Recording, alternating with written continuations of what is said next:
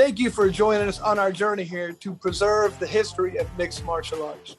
When I wanted to take on this project, I needed help. I brought in one of my favorite matchmakers, Miguel Iturrate, and the MMA detective, Mike Davis. So to do this, we've been able to preserve history. Welcome and enjoy. All right, what's up, everybody? Welcome back, Lights Out Podcast people. We have another good one. Our favorite thing we do, of course, deep dives. Legendary fighters, legendary 50 Fight Club members. So tonight we have not only 50 Fight Club member, this guy's got 50 wins in that 50 Fight Club. That means you probably had more than 50 fights, unless you're undefeated or something, but he's got more than that. So, including something really kind of cool. He's got 2 wins over one of the most dominant welterweight champs of all time and did it in about 20 seconds. For both of the fights combined. So Dennis Hallman. Dennis, what's happening, brother? Hey, hanging out there, Doing That's good. Right. That's right. Now, I'm excited for the little conversation we're gonna have. Mike, what do you got for man? You do the investigative journalism, so let's hear it. Yeah, you see, Dennis, unfortunately for yourself or anybody in your house, Chris allows us to use his friendship to open up doors and just really settle in, go through your refrigerator and look in between the couch cushions. I got a bunch of questions for you, and I really hope you kind of give us a little bit of your time. Let's start with Mike McClure. There's a couple of fights on your record that are very surprising, that they stand out because there's no way you should have lost that fight based on. Well, Mike McClure. If you watch the Mike McClure fight, the guy that scored for me, Pat Miletich, who I think would know better than anybody else, he scored it for me, and then a couple of retards scored it for Mike. What is that about? Let me just get everybody on the same page right here. So it goes 3 rounds. Hallman clearly won the fight. So they go to the judge's decision. I don't know if Mike McClure was like a hometown guy or what happens. And they say, we're going to have to go into overtime. We're not real happy with this decision. Am I off on that? If I recall, yeah, that was, I think, like 1998, a long time ago. Man. So what happened, like, in that fight? Was he the hometown favorite, or was he a big ticket seller? I don't remember. It was a long time ago. I don't know if he was a hometowner, but yeah, I didn't even know how to lose yet, because that was my first loss, and I did not understand what the hell was going on, and then they announced a decision, and I was just confused. And I'll be honest with you, it's a long time ago, so it's hard to remember, but something's fishy there, because that was Extreme Challenge 23. Mike McClure looks like one of those kind of hitman guys, because he didn't fight more than 5 times per the internet, and you had just come off the win over Hughes at Extreme Challenge 21. So Monty brings you back and gives you this guy. Was he tough? What do you remember about the actual fight? I don't remember a lot, but I just remember that he was in there. Like he brought it, and he was. I was used to being able to finish guys pretty good, and he was able to stay out of that. I didn't feel like I was in danger ever. So that's pretty much all I remember. And it was just it was pretty irritating. I was kind of pissed about the end of the fight. That the way that the judges went. I learned about judges at that time. I used to like how they'd go win, lose, or draw. That's how Monty had a lot of his fights, and I appreciated that. But we were in the tournament, so it didn't quite work out. All right, so we're going to talk about the elephant in the room. We're already one question in. And usually, we'd like to kind of put this down the line. But, Chris, I'd like to point one thing out. Jeff Monson was cornering him. Oh, that's the elephant. Yeah, dude, it's one of our favorite fighters in terms of stories. And Monson at this point, so this is like, what, your 7th or 8th fight? Have you been training with Monson? Really, it was like my 19th or 20th fight, really. But that's bonkers. Well, yeah, they didn't keep good records back then, Dennis. I'm sure you had a bunch of wins that aren't on there. You know what I mean? So were you training with Jeff from the beginning? Jeff was. I was training for maybe 2 years when Jeff came in. He was a wrestler guy. He was from my hometown, but he was a few years older than me, and he was doing judo, and he came into the local school that I was teaching at. I mean, somebody hired, because nobody knew MMA back then, and I was 19 years old, and I knew the basics, but some guy hired me to teach what they called it NHB back then. They hired NHB at his gym, and Jeff came in there to try it out, and immediately, we both were like, okay, this guy's a good wrestler, and we recognized that both of us were not, the typical karate guy scrub, and we hit it off and started training together. So how did you hook up with Matt Hume? Matt Hume was he was the start. He started putting on MMA events or pancration events. There's a funny story. One of my buddies had a tattoo called he had pancration written across his lower back, and we were at the beach one time, and we heard this other kid say, "Hey man, that guy's got penetration tattooed on his lower back." It was terrible. But anyway, Matt Hume put on pancration events, and so he was, we knew that he had went to Japan and that kind of thing. We knew the Matt Hume legend. He was a local kickboxing star because there was a promoter, Eric Wiseman, that put on a bunch of fights up north, and Matt was. That's a name I haven't heard in a while. Yeah, he was a star up there, and so I knew who he was because he ran AMC, and that they were the biggest gym in the area. One of the first ones to, basically the gym that spread pancration through the Northwest. Okay. And so what happened is I got as far as I could go, Extreme Challenge 21, and then I realized that I better. It was Extreme Challenge 20 when I fought Phil Johns was that event, when I realized that I needed to get with somebody. I couldn't be my own coach, I had to go learn from somebody. So that's when I sought out Matt Hume. I said, "Hey Matt, I'd like to come up and train." He was super happy. So it kind of was a good me. Miguel and I actually were talking about Phil Johns earlier today.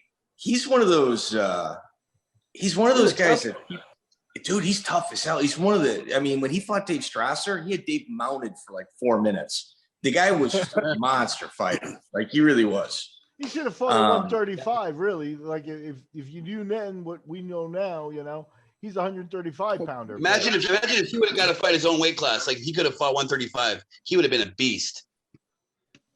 I think he was 45. He may have been a world champion in the early days of MMA at 145. There was a lot of guys who just never had it.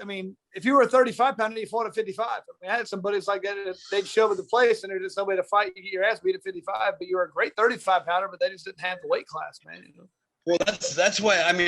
I was little. I was 160 pounds max. That's why I did some juice so I could make 170. Like, because I was so small and skinny that I wouldn't have been able to compete at a high level unless I put some weight on. When you get up at that level, that if you're 152 pounds and you're fighting, 180 pound guys, that's kind of rough. Exactly. So you had mentioned like Extreme Challenge 20, fight Phil Johns. You figured like you hit kind of like where you're supposed to be at. How long were you training with Matt Hume prior to Extreme Challenge 21 when you fought Matt Hughes? Maybe like 2 or 3 months. Ooh.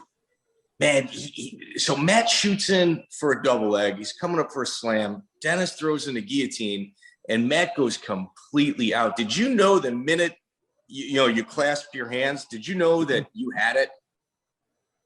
I guillotined a lot of guys that aren't. They would always, back then, they would always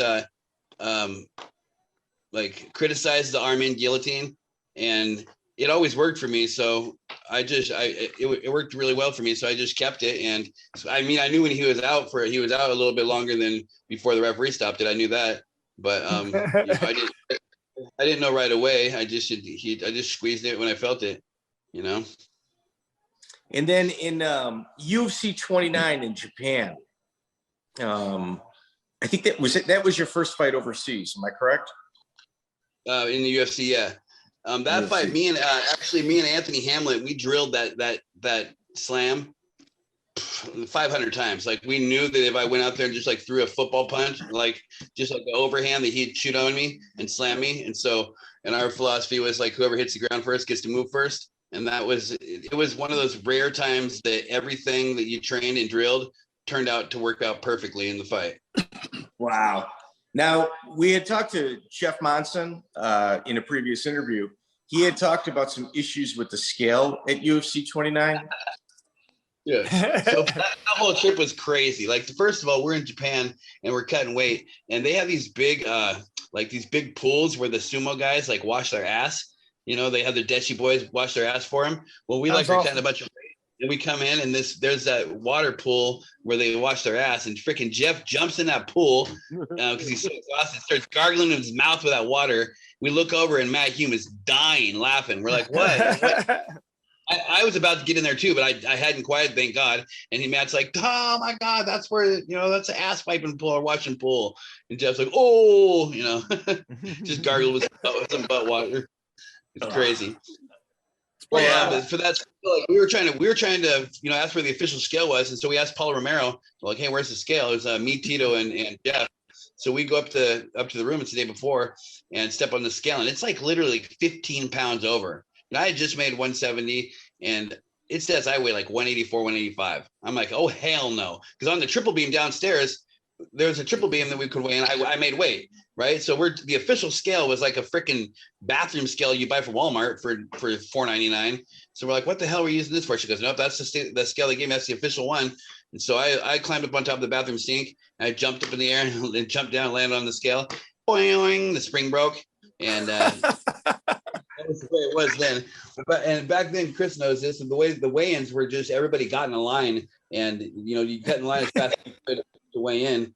And so the next morning when the weigh-ins are, it's Tito gets in first. I'm like, then somebody else, and I'm third, and then Jeff, and then Matt Hughes weighs it, and he's like, well, this is kind of off.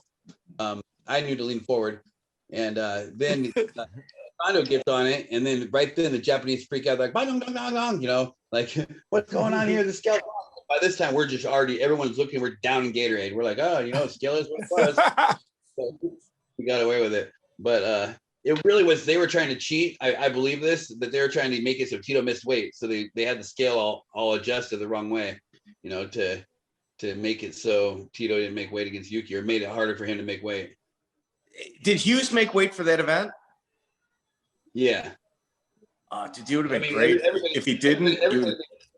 Because everybody made weight for the event because we broke the scale.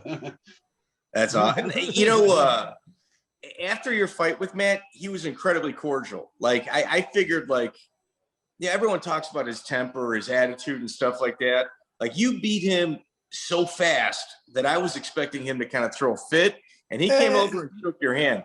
Did you guys almost? It's hard to say much when you beat a guy in 10 seconds, dude. What are you gonna say? Did you guys ever like contemplate having a third, like a trilogy? Well, I was down, but he never was. Like, I just think that they were done with it. That they didn't want to do it again. You know, I mean, I was his first and his second loss, so I taught him how to lose, so he didn't like it very much. He was kind of a dick to me always anyway. So I didn't have any, you know, I didn't, he seemed like an ass to me though too. And he was an ass to a lot of people. You know, I God bless him now. Like I wish the best for him, but he was a little dick, you know, to people. Just, if you read his book, you know, that what he said about that guy, Tim Sylvia, who Tim might've been like a little dork or something, but he was mean to that guy, you know, like for no reason. The guy should be his friend. So, you know, Matt was. Dennis, you were never mean to Monson. No, those were friendly mean. You know, not you know. Dennis, we lost your video. If you can, I don't know if you can adjust. I think you're covering it with your hand, Dennis. Oh shit! There you go. It was hidden. So you had talked about being friendly mean with Monson. He had talked about like being at work where first he describes the relationship with you as you can't go to war with Dennis Hallman because it's useless. He's got all his lackeys. He's got the guys from his town. He's their leader. They listen to him. He's like, it's a no-win situation going to war with Dennis Hallman. He demands you say things. If you don't say it, you know, he shows up at your job with his friends. Do you recall any of this? Well, here's how it went. Is Jeff, at this time, Matt Hume was having like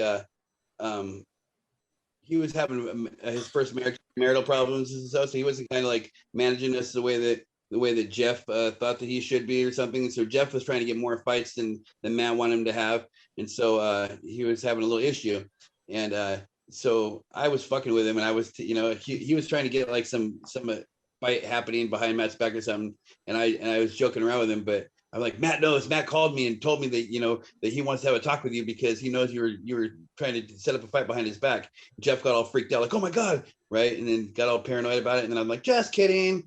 And he got all pissed, right? As he's leaving practice, because we used to have practice at my house. As he's leaving practice, he just got this brand new car from winning Abu Dhabi. He bought this brand new car. Well, this idiot, he like backs his car up and runs over all my recycling, like trashes right into his car, smash all over the glass, breaks everywhere, and he backs back up and he's like, how you like that one? Ha ha ha. And then drives off. We're like, oh, this motherfucker, right? So me and the guys lived in my house. That night we went to his house.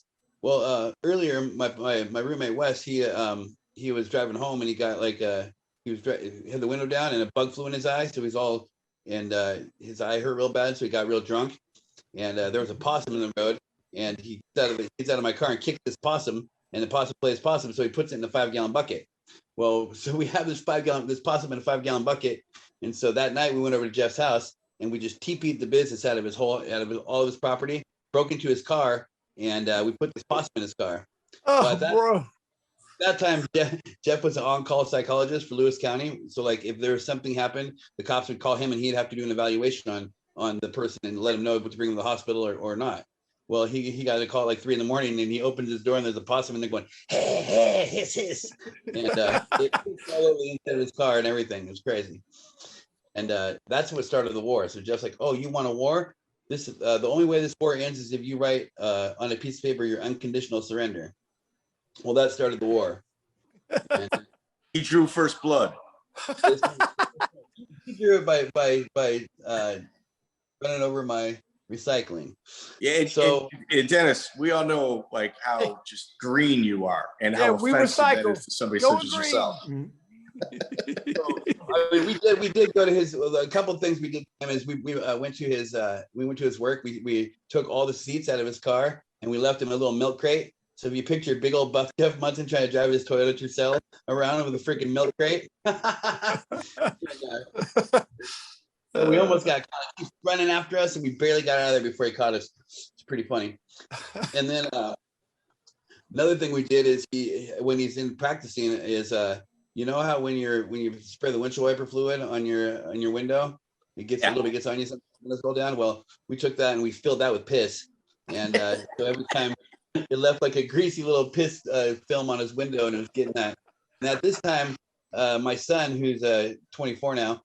He was still in diapers, and Wes, my roommate Wes, he took all of Riley's diapers and took the back of a broom handle and stuffed them down behind the back seat and the edge of the back seat, just like 15 diapers with the bag. Oh.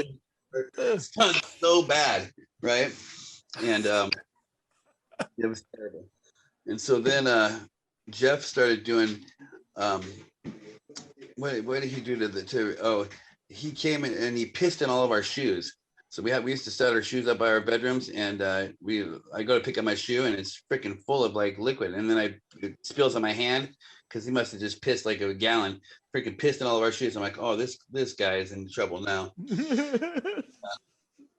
So what we did is we took a 2-liter bottle. And all of us, like, you know, we were out drinking one night. We filled this 2-liter bottle up with piss. And then we took some M80s, some firecrackers, taped them around, went to his house at like 2 a.m, rang his doorbell 30 or 40 times, ding, ding, ding, ding, ding, ding, ding, ding. And then waited till we hear him getting up and run, you know, coming to the door, lit that bad boy. So when he opened the door, kaboom! P-bomb surprise all over him. He was so angry. Man. So at any point did Jeff's like, I think wife, he was married at the time, Did she try to call a truce? Oh, she tried to. We told her, hey, you can get Jeff to sign the unconditional surrender, Jen, and that's and that weekend, him and Jen leave, and they lived in this modular home at the time. And so me and about 6 of my buddies, we broke into his house, and we took his living room and we set his living room up identical to how it was in his house, like to the T. And we set it up on his roof, including the cat. We took the cat, put it on the couch. She was like, meow, meow, put it up there. So then his wife comes home and, she sees our living room, TV, everything plugged in, Mork and Mindy on. Did that end it? Did he surrender or what after that? Oh, no, he didn't surrender after that. This went further and further, I'm telling you. Now, so you guys were thick as thieves throughout all of that because, there were a couple of times Monson was, doing the shuck and jive at the airport on family members, and you're the guy who picked them up. Oh, I mean, we're friends the whole time anyway, but it was just, just part of the war. It was different. Yeah. It was just we're friends in practice. But there's a war going. You have to maintain yourself. Maintain yourself, and if you get pranked, you get pranked. Well, tell you what, one of the worst thing he did to us which was the second to the thing that his final attack to us before I did our final attack was me and Wes coming home from the bar, and we look and our Crisco oil is on the countertop. I'm like, what the hell is Crisco doing out? I look and I'm like, whoa, Wes, don't touch anything. So we start looking around the house, like seeing what's going on. I look over and there's a frick in my shoes. There's a poop in my shoe. I'm like, this motherfucker is shitting. Right? So we start looking around. About Crisco oil. Okay. We go into Wes's room and there's a porn, like a little pornography, like a little Playboy that's greasy as hell. We're like, what the fuck is it called greasy for? Right? We look over Wes's pillow, and yes, Jeff ejaculated on Wes's pillow. Disgusting ass bastard. Shit in his drawer, right? And pissed all over his room. I had my room locked, thank God, because he only shit in my shoe. And what he also did, when we didn't find this out like another month, is Wes's room stunk for a long time. He shit in a coffee can, and Wes had a waterbed, and he like stashed it underneath the waterbed. And so his bed stunk, or like his broom stunk. We couldn't figure it out for a long time until we moved the room. We were like, oh, that bastard had killed shit in the can. So we were pissed about that. We're like, okay, this motherfucker. So what we did is we broke into his house, and later on that Halloween, me and Jeff, we were being bouncers at this high society Halloween party, and we were the bouncers. And I pull out these Polaroid photos. I'm like, oh, check these out, Jeff. They're hilarious, right? Starts looking at me. He's like, oh, somebody's pissing on someone's toothbrush. And then he goes, that's my toothbrush. And I'm like, ha, ha, ha, ha, ha. And that was when he resigned. He's like, you have yeah, he doesn't know when you did it, so he could have been using the toothbrush for several months. Oh, he was using it. It's like, that's my wife's toothbrush too. I'm like, it's collateral damage, bro. He could have convinced you to sign. It's on her. That's on her. She aligned with you. Yeah, that's true. That's true. She picked a side. She did. That's right. So I mean, like Jeff's a crazy guy, man. Like one time, Yelm Highway is a pretty busy highway, and I pull up on me.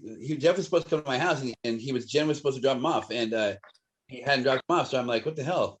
And so I went up to the store, and I see walking down the highway, buck naked Jeff, buck naked.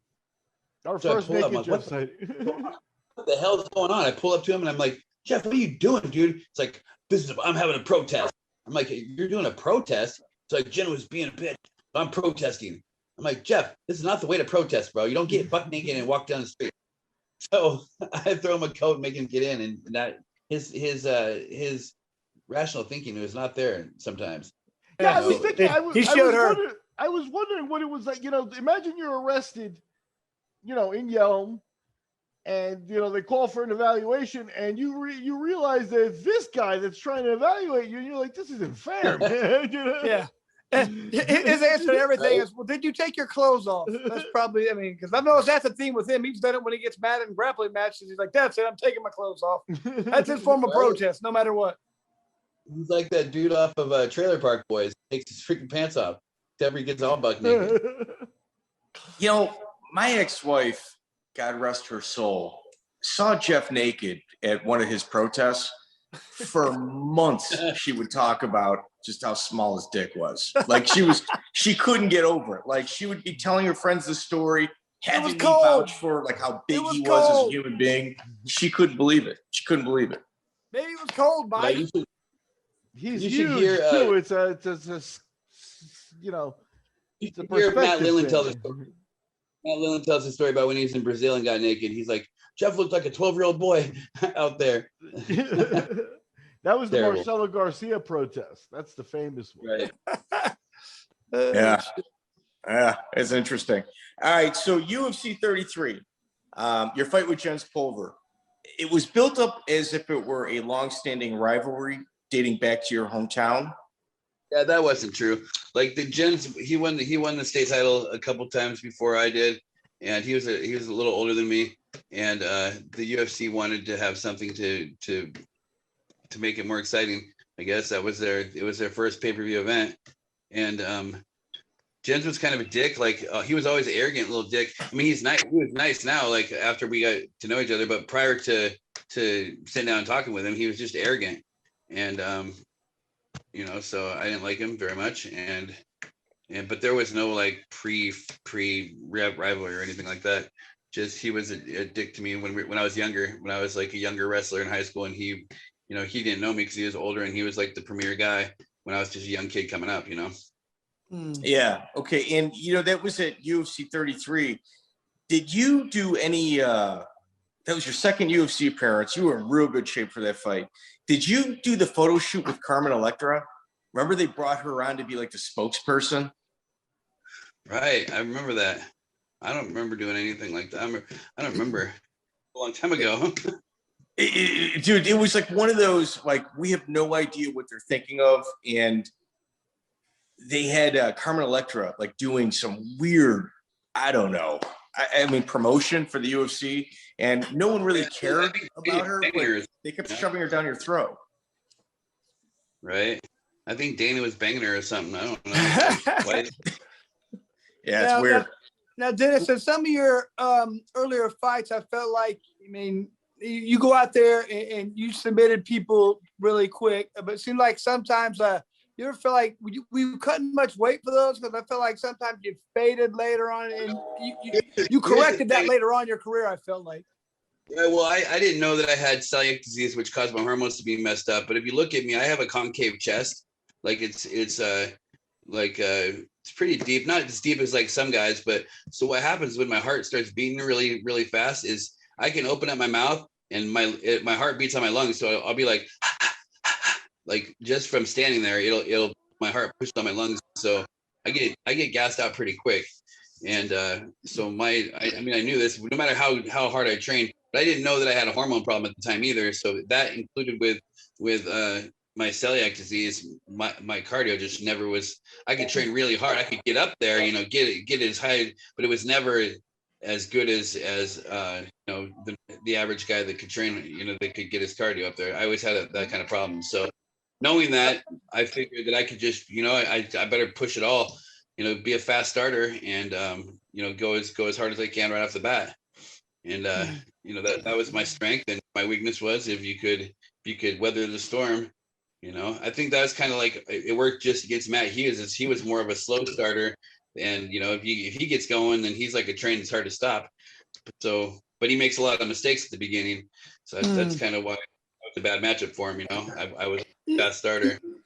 You know what's I would say, like the first time I ever met you, saw you, we had that grappling match, and we both met in the finals. We got to Abu Dhabi, and it was like a 20-minute thing, and you didn't run out of gas there. I did, man. I remember last 5 minutes, nobody moved. It was 0-0, and then you wait until there's 1 minute left, and you go, "You ready?" I go, "Yep." And then we went for a minute. It was that yours thing, Miguel. Remember? And then you passed my guard and won. So it's just like, yeah, you didn't run out of gas there. You were plenty good there.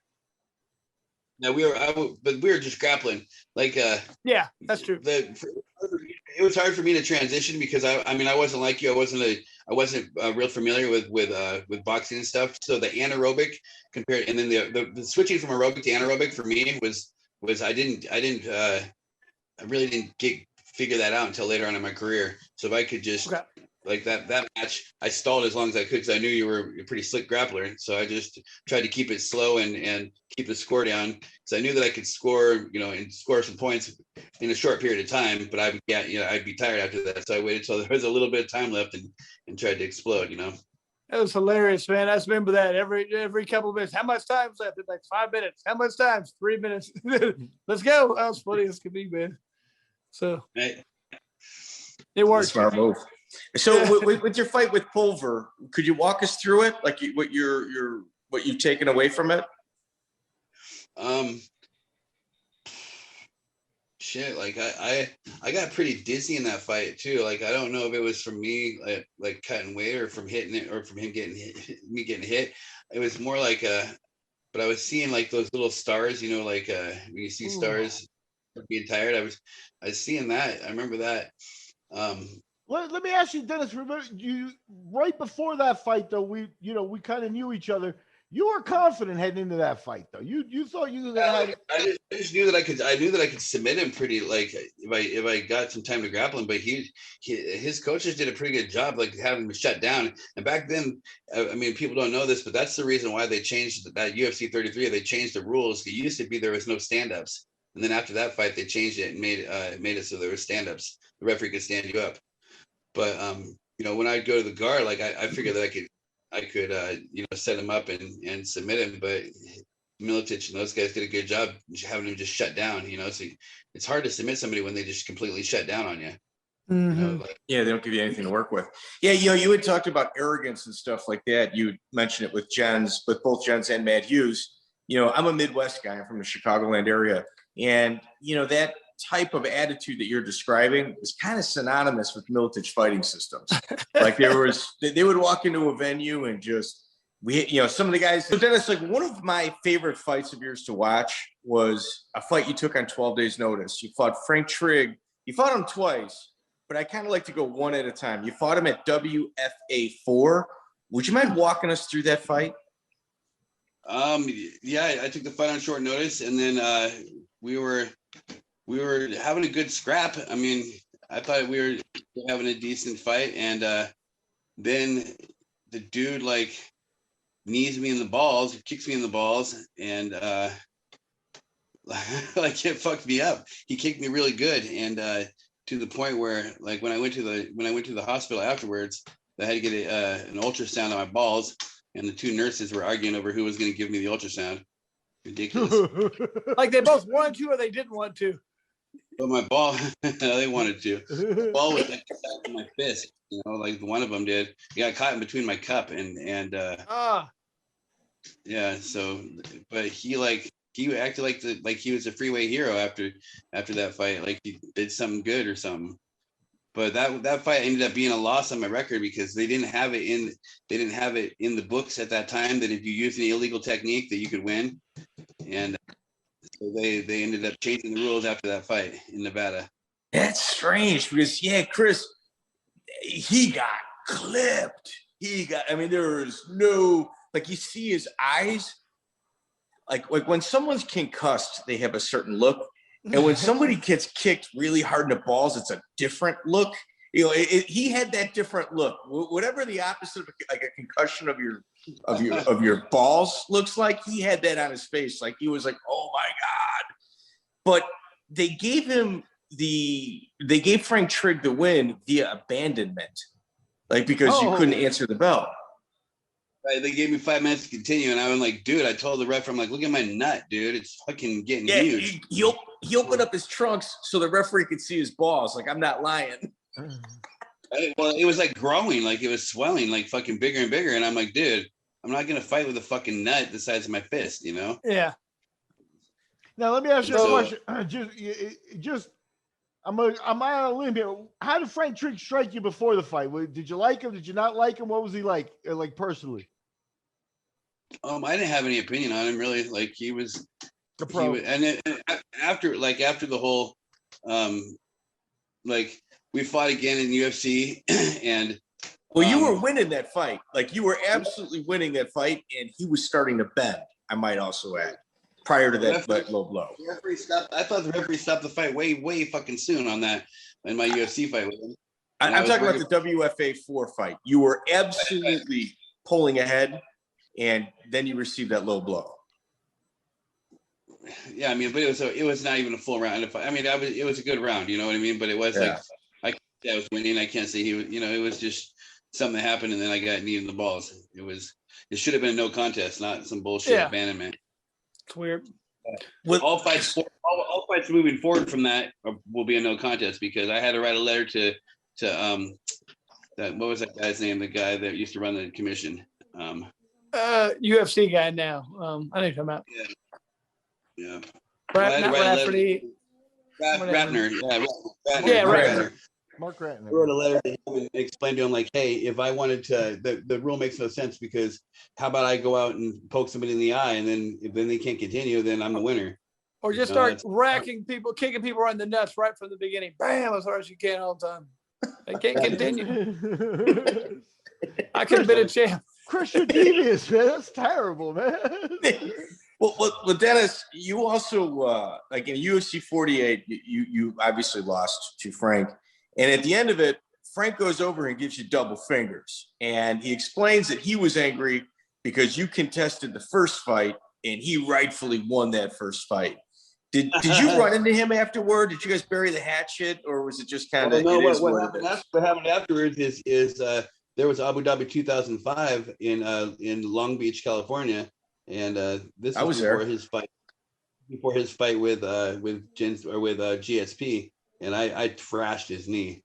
So I got him I put him in the people from Abu Dhabi were so nice to me. I said, I want to join the tournament. I was like a late entry. I go, can you please make me go against Frank Trigg in the first round? And they were like, we can't do that. We can't let you pick. But lo and behold, I was against Frank Trigg in the first round. And I grabbed the hold of that heel, and I fucking yanked it, and you could feel it just tear. So he went in that fight with GSP with a torn knee. But after that, like we buried the hatchet, you know, like. That's cool. Yeah. You know, back during those times, I know, like in between UFCs, you'd fight in other organizations. We all did, because there was no contracts or whatever. Like, so I remember one time I was going to fight a guy. I can't remember his name, like CJ Taylor, JT Taylor, I can't remember. And he hadn't had many fights, but one of them was with you. And the dude just, I wasn't even going to fight the guy, but he talked so much trash about me. I was like, who is this guy? And so did he do the same thing to you to kind of goad you into fighting him? He did, but so JT ended up being a nice guy too eventually, but he was a real peckerwhite at that time. Yeah. And what happened with him is and I have a lot of respect for him for what he did. In our fight was a win, lose, or draw fight, and I dominated him completely in the fight. But his dad died the night before, and he was promoting the show, and he finished, and he continued to fight and fought me anyways. I like totally just like, there's no way in the world I could have done anything like that. I would have been a mess. And he continued, he came to the fight and fought. So I got a lot of respect for him after that. And but yeah, he thought that the way, he really isn't that kind of a jerk of a person, but he thought that the way to get fights against name guys was to be a total asshole and do that. He did the same thing with Matt Lindland, and Matt Lindland, said one of the funniest things I've ever seen is JT came into his gym and was like, I want to fight you right now. And Matt Lindland's like, has anybody got a phone book? Somebody call a therapist. And JT, he wasn't able to get to that next level, and he thought that was the way to get there, was jackass. Yeah, but, very strange. Yeah, I really fought you, and I was like, man, what's wrong with this guy, dude? All he wants is tough fights, and that ain't the way to get him. Got him. Yeah, he did. He didn't win him, but he got him. It's tough fights for very little pay on the indie scene as well. The WBC, baby. Yeah. Yeah. So at UFC 40 or at UFC 55, you fought Jorge Rivera. And the one thing that I've noticed was all the way up until this time, I saw Matt Hughes as one of the mainstays in your corner. I think this was your first fight representing American Top Team when you fought Jorge Rivera. What was the reason that you left Matt Hughes? Matt kind of left us. Like that was the time Matt was going through personal issues, like with his first wife. She was really running him through the ringer, and he just wasn't able to be there for his guys. Like he, his personal issues really with all of us. He just wasn't. He had things going on, and for me, it was time to go. It was time to leave that relationship. And so Aaron Riley was in your corner, and that guy's literally fought a who's who. What is your opinion of Aaron Riley being it's obviously somebody you spent a lot of time in the gym with? My opinion of him, I love the guy. He's a great kid. I mean, he's a great. He was a great guy. He was funny and just a tough kid. He was the country kid that sat back and watched everybody and laughed, and he was willing to fight anybody. So he had everyone's respect, and he was just a good person. All right, so your fight with Jorge Rivera was at 185 pounds. What was the reason from you going up so high in weight in regards to your career? I don't know. I fought I fought on one of the local. I fought that Rory Singer guy on a show at Absolute. I think it was Absolute Fighting Championships. It was for their title, and so Joe Silva was going to have Rory Singer fight in the UFC next, and then I beat him, and so he called me and offered me the spot, and it was at 185. So I was like, I didn't care. I said I'd take it, and I just had a real flat fight. That sucked, but I guess was it too much weight? No, it wasn't too much weight. It was my cardio was horrible. Like I didn't. It was before I knew about any gluten allergies, and I used to stack load with pasta the night before. I would be crashing my body, and I just completely got gassed out big time. But the guy, he was a tough kid, but he didn't have the skill to finish me. Like he should have been able to finish me, but it wasn't that he didn't have the skill. I won't put it like that. He didn't have the his coaches were so worried about me pulling some sneaky trick. They were just telling him to hang back, so he wasn't trying to do anything dangerous to finish the fight. And so it's kind of like a kind of a ho-hum fight. I was just so tired. I was trying to sneak and find a somewhere where I could try to submit him real quick, but didn't end up working out. Yeah, so one of the things that you see repeatedly in your fights is you like to, like you had mentioned earlier, you're a fast starter. So you like to jump out, grab a clinch, take it to the ground, and just kind of, work your magic from there. But in UFC 123 against Karo Parisyan, you kept it on your feet. You took an exact opposite approach of what I believe Karo expected. The one glaring thing of that fight was Karo's lack of physical. He looked awful physically. Did you notice that at weigh-ins? Was that something that kind of came into play at weigh-ins, or was it your plan from the beginning? Karo's a really good guy, but at that time he was having some issues, with his whole fight career, and he was having those anxiety issues where he thought that he was going to die every time he went in the cage, and so that's why he was backing out of those fights before and stuff. So they gave him one last shot with me, and to me he didn't I trained my ass off for that fight, knowing that I had better striking than him, and that I didn't believe that he could take me down with his judo, and so my game plan was to put hands on him, and his game plan was not train for Dennis Hallman at all, and come out and fight. And so that's kind of how that ended up happening. Like at weigh-ins, did you go back to talk to your corners going, man, he doesn't even look like the same guy? No, they mentioned it to me though. Like they're like, yeah, he is this should be an easy one. But so never easy with that guy because he's dangerous as hell, even if he looks like he did at that time. But yeah, the thing with Karo too, he was training for a title fight against Matt Hughes. I think he tore his ACL, refused to get the surgery, and by his own admission, not myself, he had some issues with some of the pain pills. Like he said, it made him go crazy. It rewired him. I mean, that's his words, not mine. Yeah. Were you surprised it ended the way it did?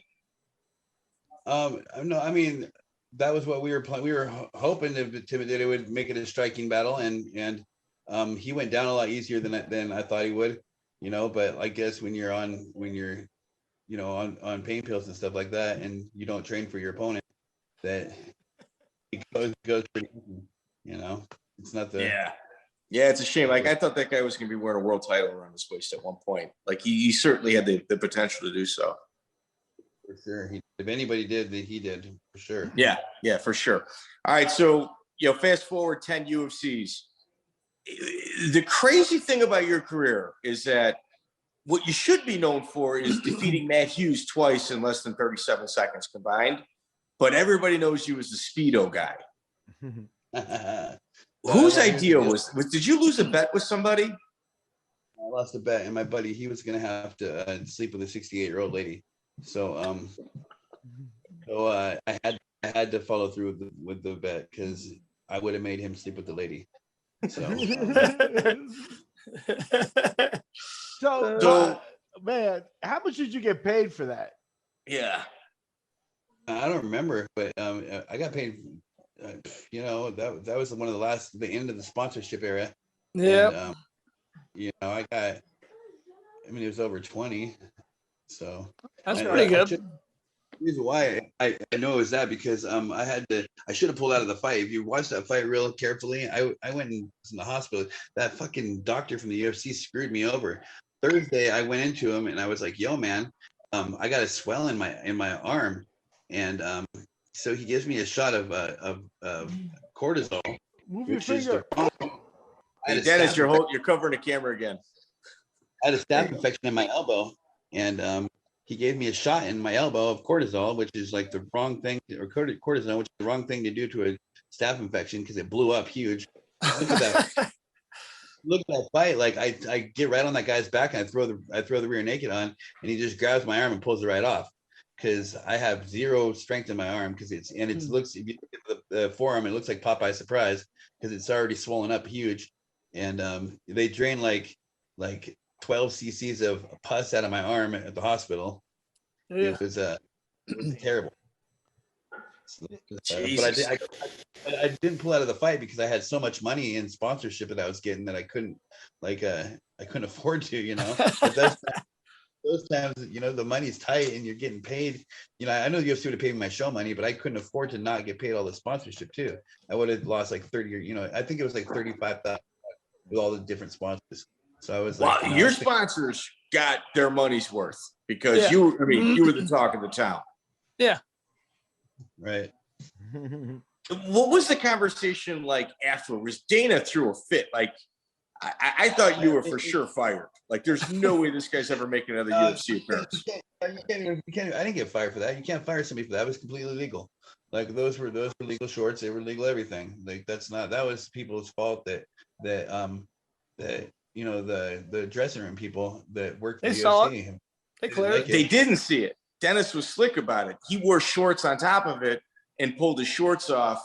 I watched it like 20 times trying to figure out how you got through like all of the safety measures. You're wrong though. They know what you're wearing when you go out there, and I showed them what I was wearing. They know what you're wearing before you show anything. You have to show them your shorts, and I showed them the shorts I was wearing. So you did. I figured you hid it from them, and you just kind of did it like a last second thing. Man, there's no hiding. You can't do that. You have to show them everything that you were going to wear. That's part of the game. Wow. And those people might have got in trouble, but I didn't get no trouble. Hey, did he come in and talk to you? Did Dana come in and talk to you about it? They weren't. There's nothing to say to me. Like you can't. I didn't do anything wrong.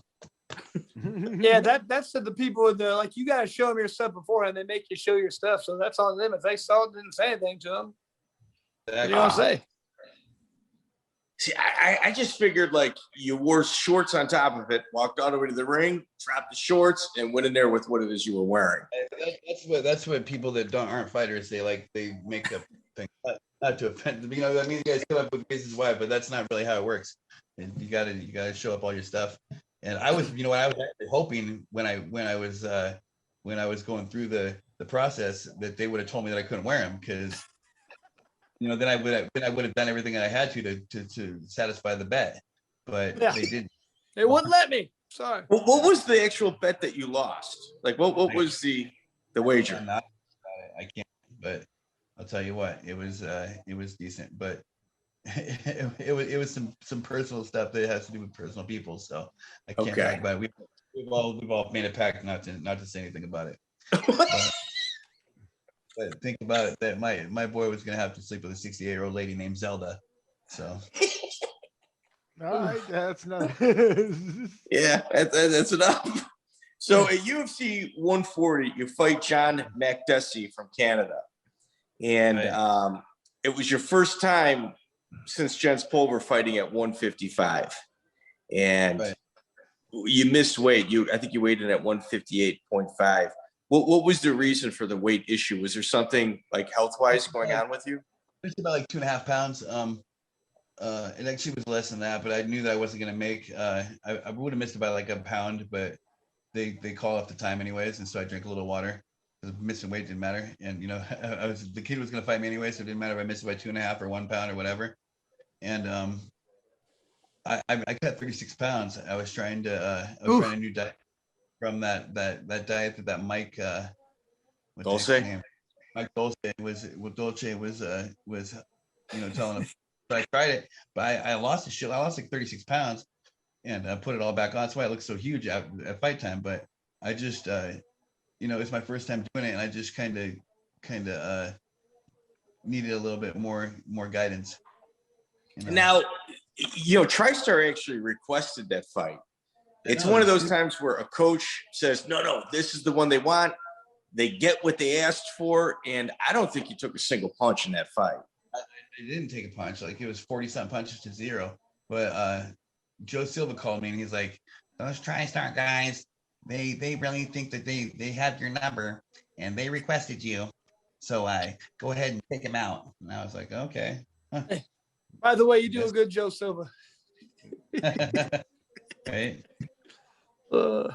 Yeah. Now, does this surprise you that 10 years later that Jon Makdessi is still fighting in the UFC based on that performance? Is he? He is. He's got a fight coming up. I didn't know that. Yep. Didn't know that either. That's pretty good of him. I'm proud of him.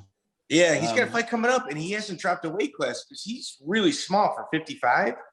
And you would think he'd at least go down to 45, especially being almost a decade as being the smaller of the two opponents. Right, especially after I showed how to beat him. Dude, that was ugly, man. Like, that was like it wasn't even fair. Like, very rarely do you see fights like that happen in the UFC because everybody's matched so evenly. Right. He was cheating too. He wouldn't let go of the fence. I'm like, let go of that fence, boy. He was like, yeah. So like at that point though, what happened to your UFC contract? Like, they didn't re-up, or you ran out? They never called you back? Like, how's Thiago? And I was going through like personal issues at that time. I was going through divorce, and it was fucking pretty ugly. And that same weekend that the fight was happening, there was some major like issues with my kid and all that kind of stuff. So I kind of just was not in the mentality for fighting, and so I needed to go home. One of the situations where fighting becomes not important at all. Yeah. So you also had a couple canceled bouts. The first one was with Tony Ferguson. Yeah, I got injured for. I got I got injured right before I was supposed to fight TJ Wahlberger and Tony. And I injured myself, and then like I still have a step too. Damn fighting. I just was getting little injuries that were you know, at the wrong times, like right in the middle of camps, and my body started falling apart. It started kind of adding up. You know, you had mentioned, I was going to ask you about the 3 times you were supposed to fight Thiago Tavares. I mean, the first one was August 11th, 2012, and September 1st, 2012, and then October 5th. And I know you had that was the 151 bullshit that we had. Like we were ready to fight, and then that 151 happened, and so that we missed that fight, and then you know, that was one of the reschedules because of that. How does that go down? Like, essentially what we're talking about is UFC 51. John Jones was supposed to fight Dan Henderson. And when Henderson fell off, Chael Sonnen stepped up and John Jones refused the fight and they canceled the entire event. So do they pay you your show money or do they just reschedule you? They didn't do nothing, man. Wow. Now, wow. Did you ever feel like they took care of you, like at all? Yeah, Dana personally, like whenever that shit happened with my personal shit, he gave me my show, and he paid my show and my win, and was like, hey, you know, we're gonna cut you because you just kind of fucked us over, but you know, handle your business. So like, I mean, which was cool, you know. I mean, that shows that Dana's like a human being. On the personal side, he's a great guy. On the fucking business side, he's a jackass. But you know, on a personal human being side, he's a great person, you know.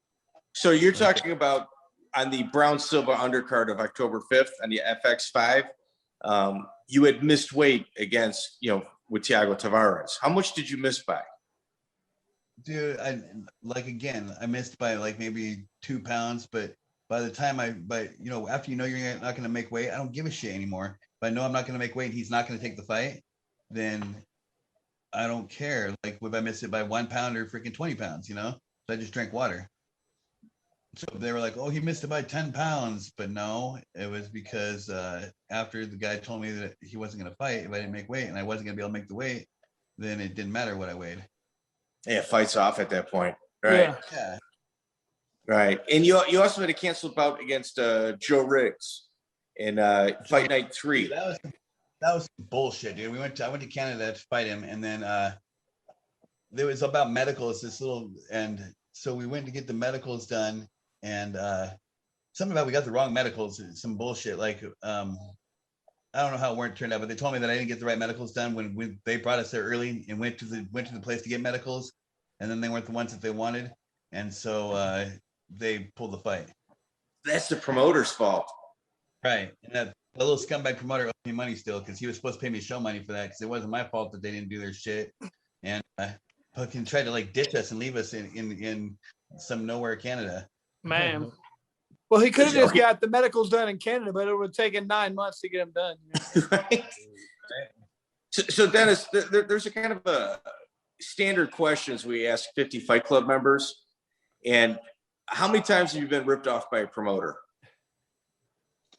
More than I know, like probably a few. I mean, you just mentioned that guy from Medicine Hat, you know, up in Canada. Is there anything else, any glaring like incidents that took place on the regional scene that, you know, are just like beyond? Ever fight for Brad Kohler? No, I knew better. I mean, most of the time you have like other fighters that protect you from happening, that kind of thing happening. There was a guy named I was supposed to fight Jens Pulver before the UFC. This guy name was like Rudy, and we were supposed to fight in Idaho, and it was like Team AMC versus Team Mortgage or something, and it was gonna be a good fight. There's myself, Ivan Saliveri, Josh Barnett, Jeff Monson, and Anthony Hamlet versus. They had a bunch of guys. My guy was Pulver, but ended up this Rudy guy ended up screwing the whole thing over, and we were smart enough and no one fought because we realized, you know, we were hip to the situation before. Were you guys at the event? Yeah, we were at the event, and then and he how it happened. Like there was no people. Like his promotion was really shitty. Like there was like barely anybody there, and so we were like, "Hey, we want to get paid first, buddy." And he was like, "No, can't make money," and then disappeared. So, and then holy cow! It was a magic show. He disappeared.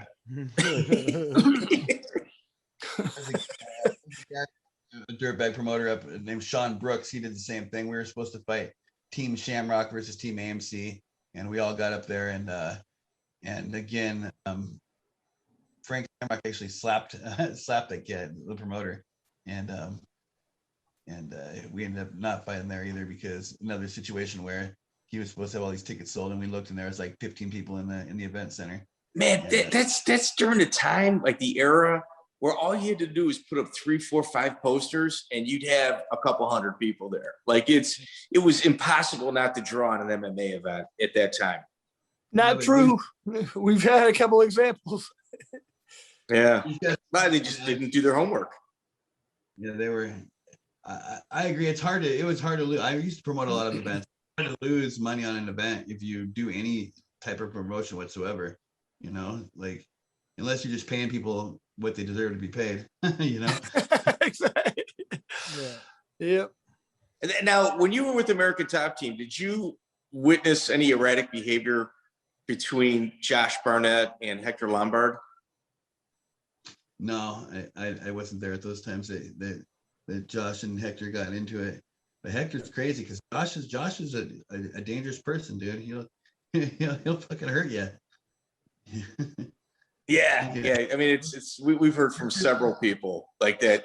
They've had some encounters that were just absolutely legendary in regards to like Barnett really putting it on him and just not letting up. Right. Well, I heard Hector was this asshole, like used to being a bully to people. And Josh was bullied when he was a younger kid. Like people used to tease him until he would chase them, like at school. And people harass him, and then just to get him to chase him and scream. And so, Josh wasn't the type of guy that you want to bully. And so Hector picked up the wrong person to start it with, because Josh will hurt you, man. He's a little bit out there.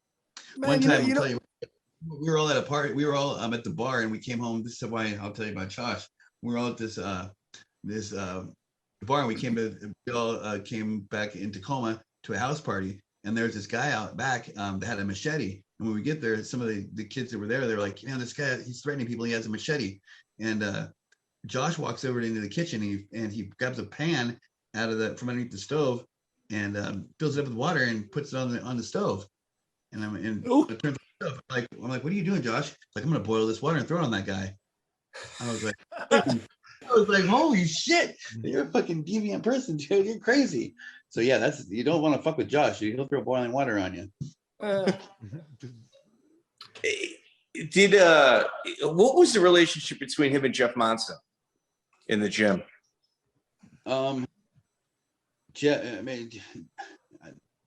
Jeff or Josh liked to beat on Jeff, pretty much. And Jeff didn't like it, but Jeff could out wrestle him, but Josh was really talented. I'm surprised Josh wasn't like a long-standing UFC champ. I mean, you see what he did to Randy Couture. Took his birthday away. Yeah. Josh didn't do more. Yeah. And were you training with Josh at the time when the Affliction show got canceled between him and Fedor? His bout with Fedor? I mean, we were on. It had probably been one time in the 2 months prior. Okay. So when Jeff Monson fought Josh Barnett, you were in the corner of Barnett. Was that awkward? No. Not at all? No?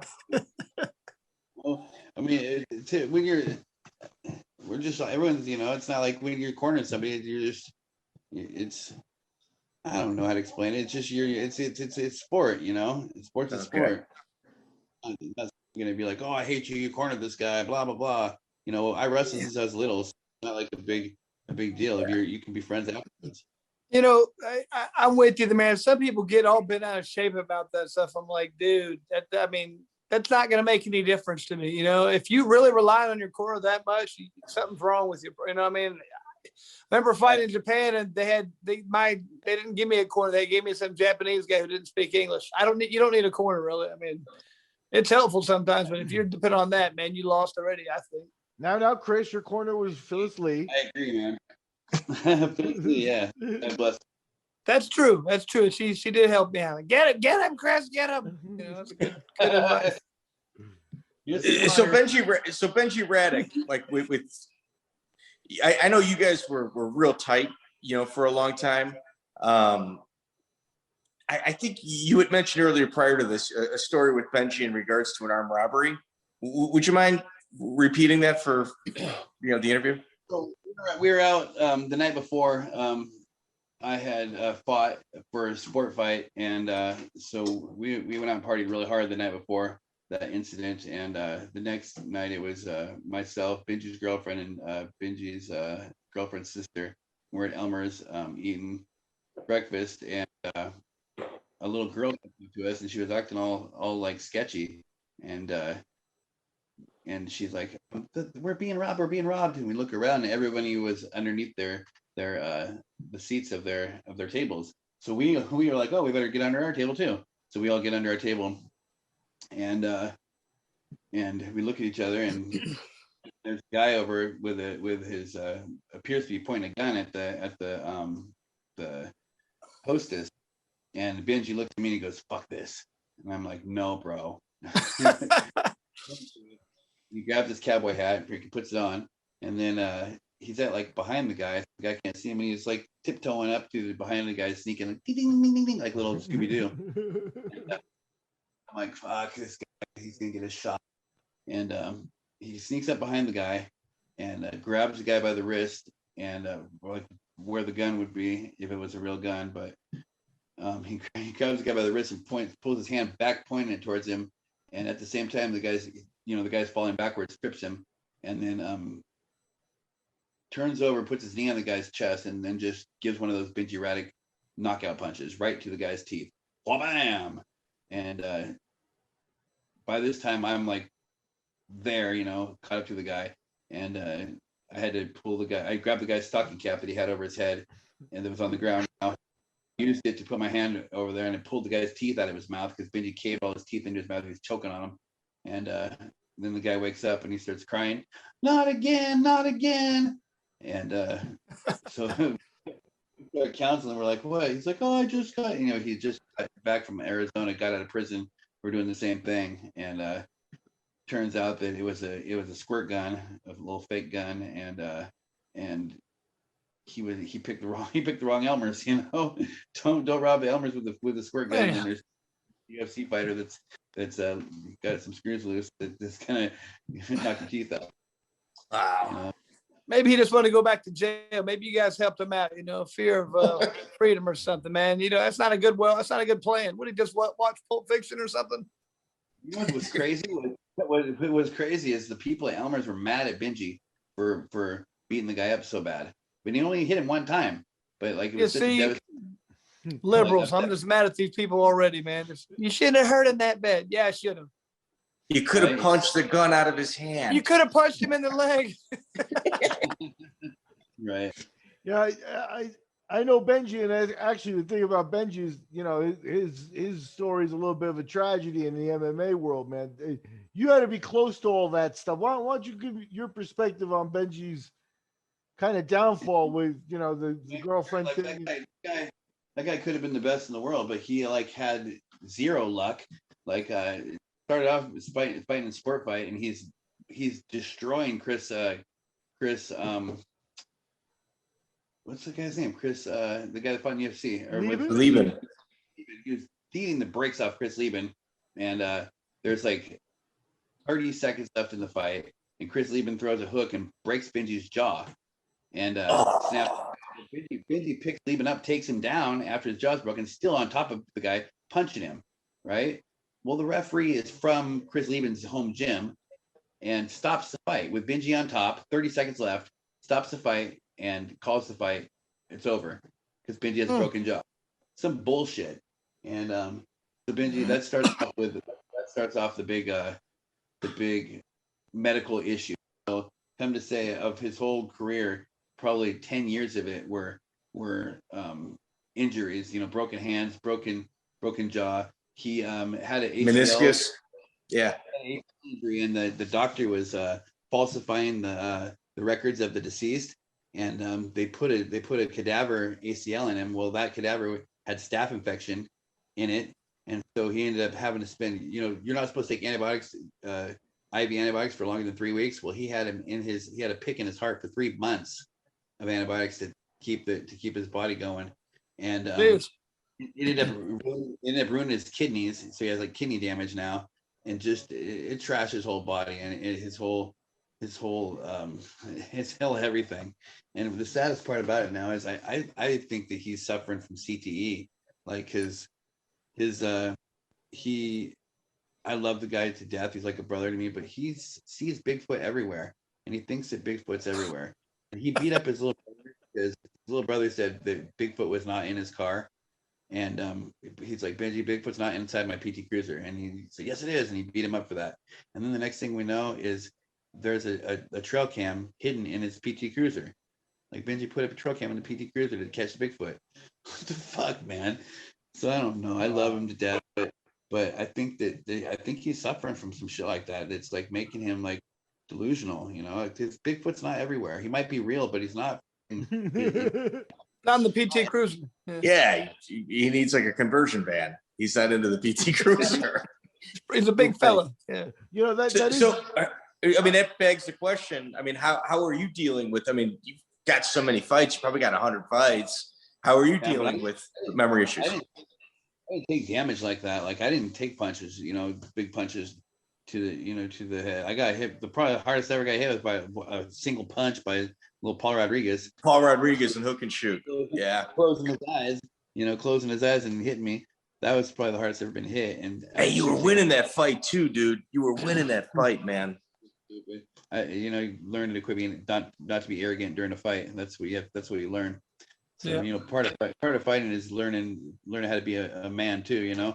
Like the things that happen in there teach you humility and show respect everybody no matter what, because you might be 10 times better than the guy and he'll throw that punch with his eyes closed and knock you out. Mm-hmm. So I'm sorry to interrupt. Do you feel with all those fights you never got concussed like in practice or anything like that? Because that is a serious issue. That it's a work risk you guys had. I'm in practice. I might have had where I was boxing with Brad Blackburn.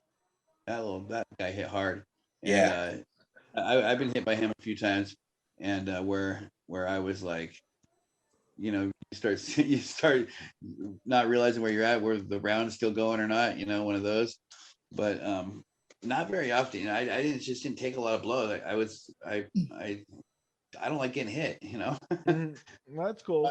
So how about the rest of your body too, though? Like banged up. My body beat up from wrestling. Like my knees are bad, my tail is bad. I got a torn bicep still. Like this one right here. The fight right before the night. Check this out. The night before I fought Jon Fitch, I'm in the bathroom because I'm cutting weight, and I reached my hand out to close the bathroom stall, and that little motion of closing the bathroom stall tore my bicep. I was already the replacement fighter, and so I just told Fitch, I'm like, yo, man, I'm not gonna pull out of the fight, but I'm not gonna go cut any more weight either, because look at my bicep, and it's still partially torn. Like I'll show you guys see how it's from back, like about 2 inches from the elbow. Okay. But, right there, you got that gap right there. Yeah. That's torn, partially torn, and that happened right the night before the Fitch fight. Man. Yeah. God. So Now, at that point, Fitch, was that for World Series of Fighting? I don't know. Yeah, I think so. How was that show? Like, how serious? Like, now you've been with UFC. Those guys were good. Once they were big and stuff. Nice. They took care of us, and they were a good organization. They were treating me well. That's cool. That's good. You know who that guy from Titan? That guy's another guy that owes me money. That motherfucker. When I fought Dan Hornbuckle, that guy still owes me money. That's you mentioned. You asked really? Yeah. What does he owe you? I don't remember. It was so long ago. Did he not pay you at all? No, he paid me, but it was a couple grand. He was supposed to pay me the rest. So maybe like 500,000, something like that. Very interesting. What'd you think of Hornbuckle? Hornbuckle was like a local Midwest guy. Yeah, he was a tough kid. I'm surprised he didn't go further. I'm surprised he didn't go to UFC. He was tough, and he was as good as any of the other guys that fought. Yeah. I always thought he'd make it, man. He was tough, had a good marketable Native American thing going for him. I thought he was a tall guy. I thought he had done well, but right, he just disappeared after my fight. So you ruined him. No, I think he went to find Japan after that, but he kind of just fell off. It was Yeah, I heard he had personal problems. I think. I don't know if it was his mother or his ex-wife but somebody sued him thinking he was making all kinds of money in fighting. And, as we all know, not a lot of people get to break into the huge money, right? So start taking ridiculous lawsuits, I don't know. Hey, Chris, did you get some solicitation in the mail from random law firms trying to solicit you to hire them to sue the UFC? I haven't, not that I know of. No, I don't. If so, I didn't. My wife might have got him and threw him away, or maybe she's doing it without my knowledge. I don't know. Not to my knowledge, but no, I'm good. I've got 2 of them now. Really? Solicitations from law firms, yeah, saying that there's a potential lawsuit. So, did you sign up? No, I didn't do anything. I just looked at it. They made like a nice little packet and everything, like a brochure. Explaining it, all sorts of stuff. Well, no, I haven't got any of that type of stuff, man. One of my questions on my old time list is you talked about Hume and your relationship there, but because of your location, you spent a lot of time down with I guess what was Raw, Real American Wrestling, and like Lindland and those guys. Talking about. You mean what the hell they call themselves? They weren't Raw. Raw? No, Raw on the Law. No, it was Team Quest. Yeah, Team Quest. Yeah, I mean, I coached for them. I was hired by Matt to coach for a while, and I coached the IFL team too. I'm like right in between those guys. I'm an hour and a half south of Matt Hume and an hour and 45 minutes north of Team Quest. So now we have a lot of respect for Matt, obviously, as his nickname's the Wizard. Right. But I like to get a little prop for guys like Robert Follis and people like that, especially because they're not as famous, and Robert isn't with us anymore. Robert was. Why don't you give us a little Robert Follis stories or anything like that you might remember? Give him some props. Robert was he was a great. He was the guy that could watch videos and come up with a game plan and break somebody down to the T. And he was really talented at doing that kind of thing. And he didn't get any of the respect. Like, he was instrumental in Randy Couture's first, big run whenever everyone was high up on Randy. A lot of that was Robert Follis' game plans. He was the man there. He was the guy that kept that whole, the glue that kept the whole group together. Their main coach. Mm-hmm. So, and it just when he went back to Extreme Couture, and he brought he brought them back from irrelevancy into having a good group of guys again. So, I really enjoyed Robert, and Huck, man, it's just people don't know his brother, his twin brother committed suicide not too long before that. So, God, yeah, just yeah, never know what's going on with that. It's super sad. Yeah. Back to Benji Radach, the one thing that, like, when I had a conversation with him like 20 plus years ago, I shouldn't say 20 plus, but close to 20 years ago, he was saying that when he got to the UFC, there was a lot of jealousy. Like, people were like, he's with, Dennis Hallman and Barnett. Like, it was almost as if he received favoritism to get a UFC contract. And, meanwhile, he absolutely deserved to be there. Did you sense that as well with Benji in his UFC run? No, like what he, I had talked to Joe Silva about him, like right when I first was training him, I said, hey man, I got this kid that's killing everybody up north. And, he told me, he said, hey, get the kid, 8 or 9 wins and I'll pick him up. And he, on Benji's 10th win, Joe was a man of his word and put him in there and said, hey, I got this Steve Berger kid that is looking, that we can match him up with, and it had nothing to do with who Benji knew. It had to do with Benji wrapped off 10 wins and and he was fighting on the regional circuit and was making a name for himself. So I mean, I don't know why people would say that. Now, did you actually think it's like, I remember back in those days, you were associated with Hume, and Hume had a contentious relationship with the UFC. I mean, Hume was, not the favorite person of the UFC, especially Dana when he came aboard too. And that never stopped. Did you ever feel that held you back? Of course, it totally held us back. Like, if I would have, my first negotiations with the UFC, like UFC 33, after John Preddy was gone, it was just Dana and the other guys. If I would have, I wouldn't have been in the, I had 5 different contracts with those guys. They cut me 5 times and hired me back 5 times. That's what they did with the people that weren't like Monty guys. They would keep Monty's guys and under contract, and with the guys that were Hume guys or whatever. As soon as you lost one, you're getting cut.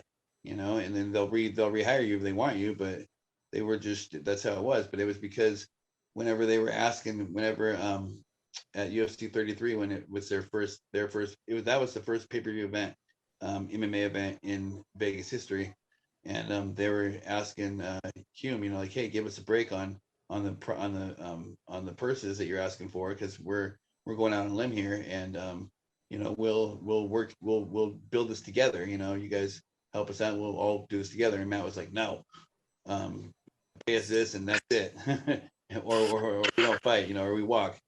And he wasn't willing to work with them, and that was kind of the reason why. I'm sure if it was with somebody else, it would have been, or if Matt would have approached it differently, then it could have been, a lot more cordial than what it actually was. When Josh Barnett went up against the Nevada State Athletic Commission in regards to his steroid test, I'm not sure Matt did him any favors in that hearing. That was bullshit, because what it was is they didn't bring any of that stuff up about the steroids until Josh wouldn't sign. Like, if he would have signed, that would never happen, but it was whenever Josh wouldn't re-sign with the contract they wanted him to, that suddenly he tested positive for steroids. But prior to that, that no one said anything about that. They said it was like it was described as a failed steroid test that popped up a fight or two later. Exactly. That only came up because he wouldn't sign their contract. They stole his title from him and tried to erase that he ever had it. It was bullshit. Yeah, Matt didn't do him too many favors in that hearing, although I understand where his point of contention is. Like, all right, well, if he tested positive then, why'd you let him fight this time? Yeah. Right. But that Matt's logic with that, like, you can't argue that. The way his argument was like, it wasn't going to do Josh any favors at all. It wasn't going to change the outcome for Josh. It was just like him chastising the commission for not being fair. Like, that's not your not your place to chastise the commission, Matt. Your place is to try to help Josh out. But Now, are you still working out? I got a couple kids. My youngest son, he's trying to do some training. Nice. He's 20 years old. I got a couple people that are trying to get into it, but they got some time to go, before getting up at that next level. Now, I let's go back a step here to more of the relationship with Matt, because now the thing about Matt is Matt always had for himself gigs in Japan and stuff, and that's also a nice foil to say, hey, I'll get you a fight in Japan if we can't get in the UFC. But you didn't get old, that was also part of it, where it's like you have a ton of fights, but I don't know that a lot of them were great gigs like in Japan and stuff like that. Is that for the UFC? Like, why? I know you got to stay loyal, and there is that, but if you're kind of thinking you're being held back, like, what are your thoughts on it in retrospect? What would you do different? What would I have done different? Oh man, I would have, like I said, that first negotiation with the UFC, I would have done that differently. I would have given Matt more. I wouldn't have been so. I'm a lot older now, so I can see the world through different eyes. But I would have given Matt a lot more space when he was going through that personal trouble. We expected a lot from him, Jeff, and expected a lot from him, and expected him to be not to be human. Expected him to not. We expected him to put our careers and all this stuff first whenever he was going through personal problems. His wife was accusing him of weird shit, like just like stuff that was not true whatsoever, but it was like stuff that you don't want to be accused of, that kind of thing. Right. Yeah. Leverage. She's doing it for leverage. Yeah. And we just didn't, we didn't see the big picture. When you're young and you're in your 20s and you think these guys are, masterful managers and, they got it all figured out, but, they're just people that are trying to live their life too.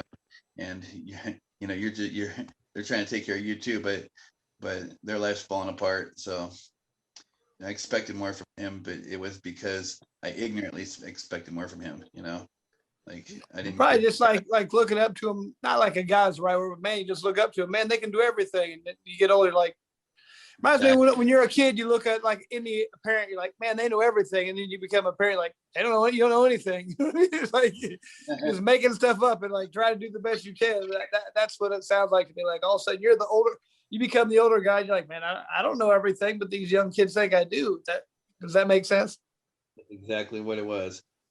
So let me give you. And what about Aaron Riley? Aaron Riley talks about a coming to moment with Matt Hughes where he's working out for a few hours. He's about to leave. Matt invites him to roll, and he's just like, there was almost as if a demon possessed him, and it was like a frightening experience. And it was just kind of like a rite of passage.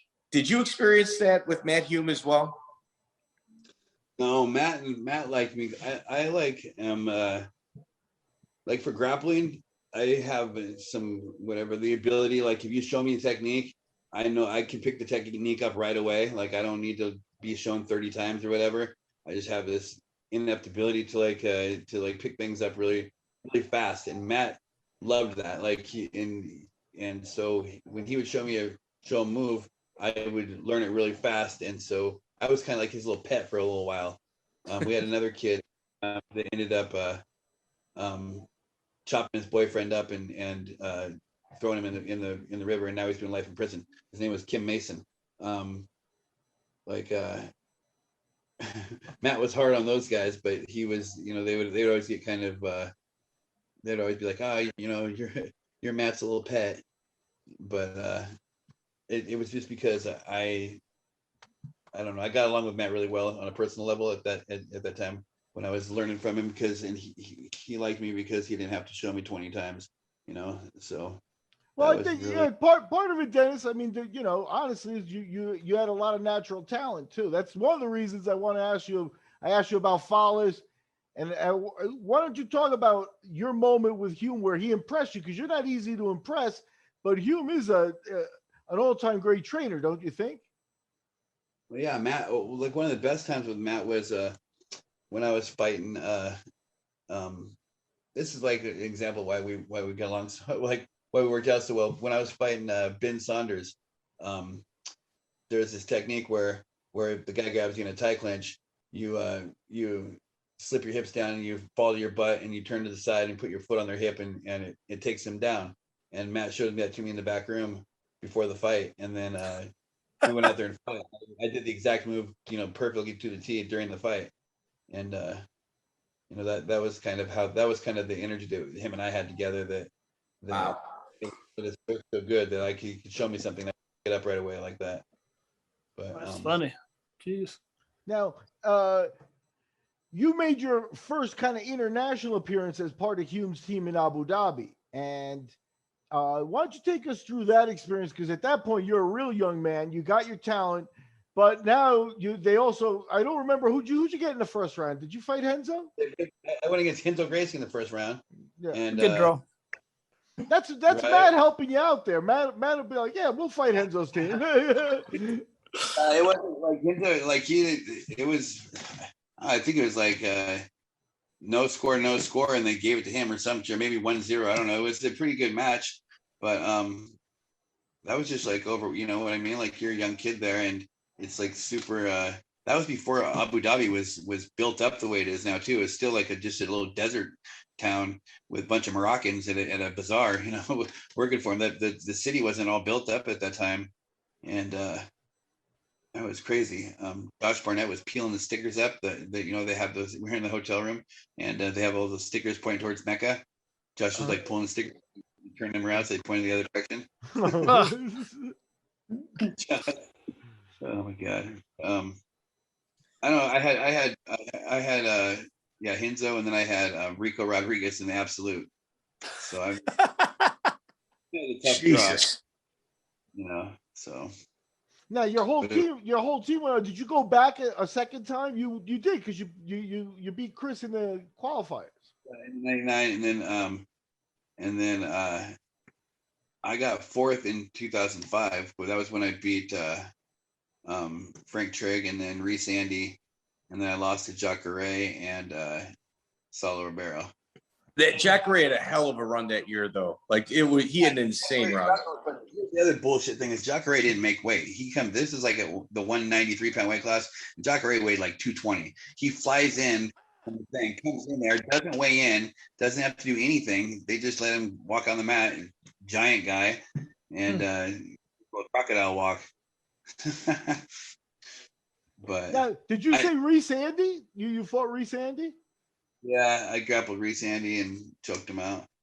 What was that like? Because Reese is another Hume product. Yeah, Matt was in Reese's corner, and Matt knew that I was going to beat Reese. Reese picked me up and threw me for got $3,000 for the throw of the night, and then right when we landed on the ground, I snatched his back and choked him. But Reese was a little mooch. He would kiss Matt's ass pretty well. Matt liked that about him. So, so of those old school guys, it sounds like Barnett's the guy that you're kind of thinking is the guy that was the best. The best one among them. Where do you rate guys like Sullivan? Of all of us, Josh was the best. I probably was the second best, and then Ivan was the third best. That's the way I would look at it from all of our guys.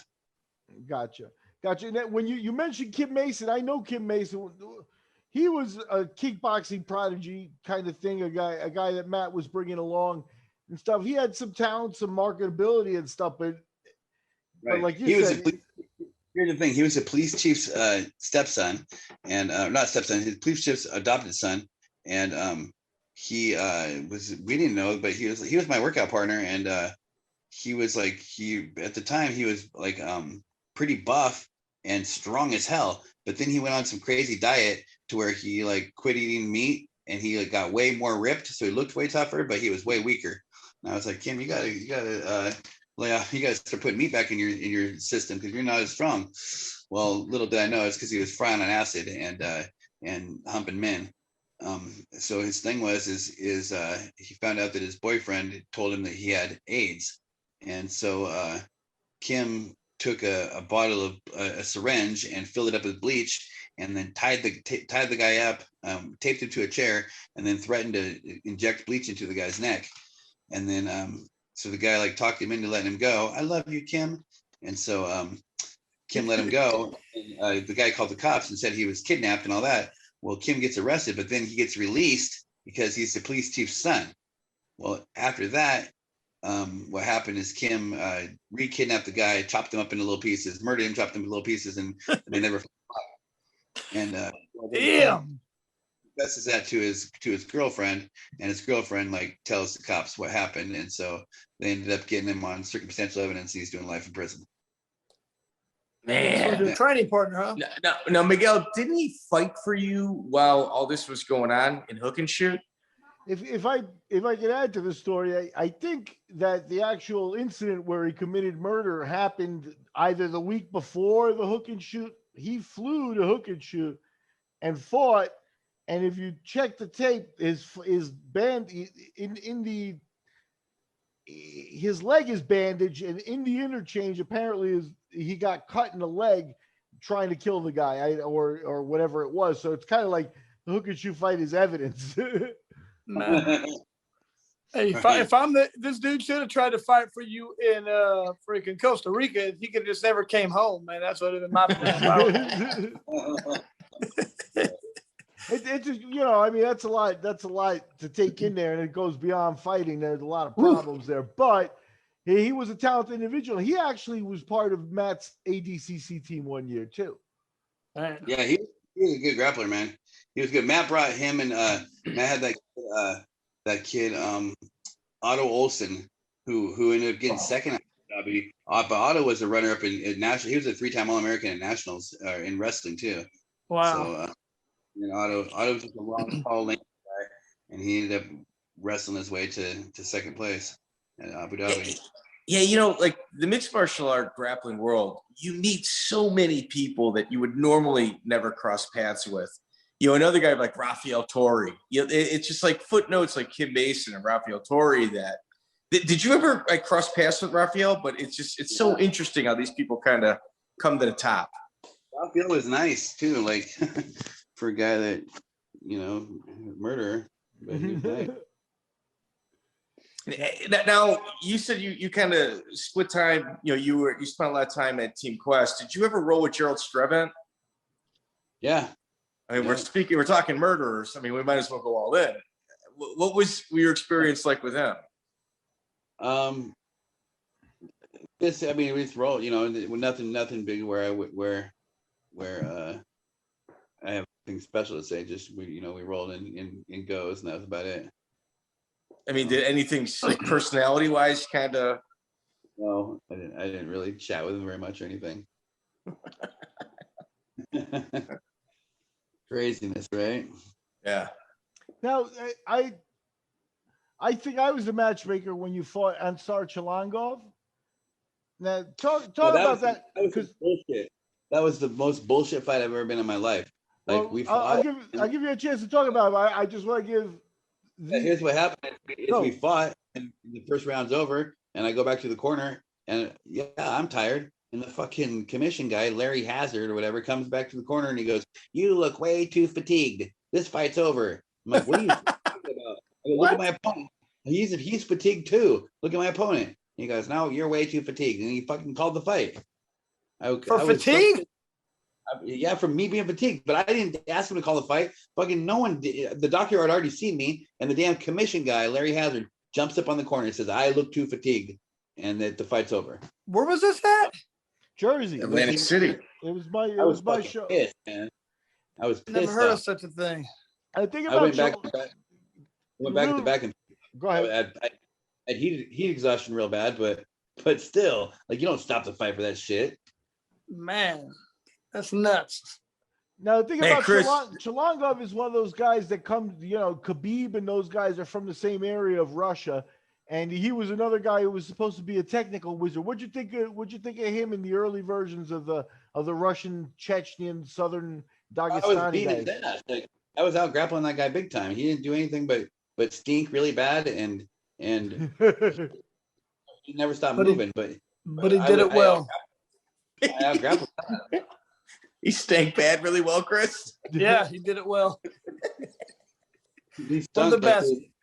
Guy needed some BO beater real bad. He didn't never wash his armpits ever. I remember that. He was sneaky. Part of a strategy. He was sneaky like Matt Horwich.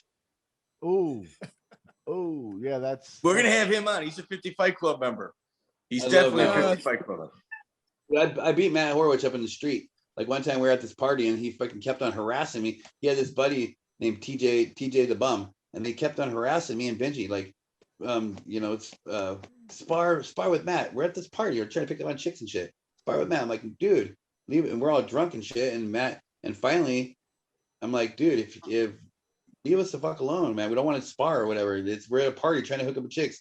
And then Matt like comes over to me and like waving his little hands at me and tries to grapple me. So I fucking pick him up and slam him down the ground, smack him in the head a few times. And then his friend TJ like comes over and tries to like hit me from behind, and Benji fucking smacked that guy in the mouth and knocked him unconscious. And then Matt curled up in a little ball and was like, stop. But I felt bad because Matt was like, Matt's kind of special. But I love the kid. He's a good guy. Like we're good friends. But yeah, at that time, like, you know, he needed to get beat up. There's also you mentioned you dabbled in promoting. Now I know you promoted a couple of shows too, like in the 90s where you were forced to drink a beer between rounds and shit like that. Why don't you describe some of that mayhem? That's bullshit. That's somebody spreading some wrong rumors. We never had anybody forced to drink beer during the rounds. We didn't stop somebody from drinking beer during the rounds. We encouraged it. We had some fights we called King of the Keg, and yeah, like you didn't have to. There was no rules, and there was no rules in the fights, and there was no. It was basically like the street beefs, but in a 12-foot by 12-foot boxing ring, and you could do what you wanted to do. 12 by 12. 12 by 12. That's excellent. Bone barrels. And at the same time, we would be having like a rave going on at the same time as the fights. It was crazy. I used to make a lot of money at those fights. This right outside this warehouse. I'm not joking around. There was about 6 feet high and by about 20 feet wide beer cans. That's how many beer cans. So think about how many beers that was. Like, I mean, we had probably 1,400 or 1,500 people at the event, and that's how many beers there. And the manager of the industrial buildings comes, and he's like, what's going on with all these beer cans here? And I was like, I just played it off. I was like, I told you that you need to clean those up when we first moved in. They've been here all along. The guy was so mad. Hey, you gotta love the Wild West days, man. Anything where you can just do whatever. There was no rhyme or reason to it, man. Now, right? Yeah. Commissions ruined everything. Yeah, I know, man. They suck, man. Now, before I'm going to let Mike wrap it up here in a little bit. Oh, I'm done. I want to ask you about one other thing you mentioned. We thought, we got a great scoop with Jeff Monson admitting to using the Wizinator in the Tim Sylvia fight. And I think Munson's used it again or before or after or something like that. What do you know about Monson and the Wizinator? And whose pee was in there? Who's pee? I don't know. But you want to know what? That crazy son of a bitch, he has in the past injected pee, somebody else's pee into his liver, like somebody's real pee with a tube into his liver so he could pee clean that way. That's the way to get an infection. Yeah. You think? But that wasn't the only Wizinator time, I'll tell you that. I'm not gonna name it out. That wasn't the only time. We're gonna have to have Munson back on. I'll tell you, man. We know he's not a germaphobe. No. Right. Hey, I think he's got. Could you imagine doing that? Could you imagine injecting somebody else's pee into your bladder? That's nuts, man. Yeah, that's one of the more interesting stories going on, man. All right, Mike, wrap. Thank you, Dennis. I'm shocked. I'm speechless after hearing that. Cool. Well, hey, really appreciate your time, Dennis. Man, it's been great getting to talk to somebody who's another old school guy, been around from the beginning. And these are the best stories ever. And glad you were able to be here and tell us. We really appreciate it. Thank you. Yeah, it's a pleasure talking to you, Chris, and you too, Miguel. And Yeah, you as well, Mike. You guys enjoy the night. You too. Be good, brother. Definitely good catching up. We'll stay in touch, and I'm sure we'll have you back on at some point. Thank you very much, buddy. Check out the full interview on iTunes, Spotify, and all major podcast platforms.